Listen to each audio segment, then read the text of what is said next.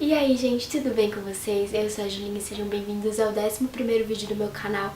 Mano, não sei porque que eu inventei de ficar falando que vídeo que é do meu canal, que eu já tô me perdendo tempo, entendeu? Fui inventar de ser criativa, né? Entendi agora, porque nenhum youtuber inventou de fazer contagem. Mas então, gente, explicando aqui um pouco meu sumiço, vou falar bem rapidinho aqui pra vocês, pra não ficar um vídeo longo. Mas era pra eu ter postado o vídeo nessa última segunda-feira e eu não tô cumprindo muito com a sequência do canal. Mas, gente, vem vídeo muito bom aí pra vocês. Só que o que aconteceu nessa última semana? Gente, mano, eu sei o que aconteceu comigo, que eu peguei uns negócios na garganta. Minha voz não tá nem normal ainda.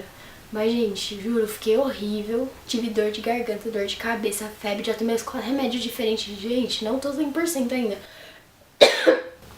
Tudo bom. Mas enfim, né, gente, eu prefiro trazer aqui alguma coisa que eu goste, que eu esteja bem falando, do que uns vídeos podres, né, que eu não consigo nem falar direito, porque eu tava sem voz. Enfim, gente, o vídeo de hoje vai ser um Plan With Me de maio.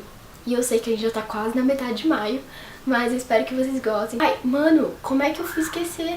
A gente chegou aos 200 inscritos. Gente, é sério, muito, muito obrigada. Eu não... Mano...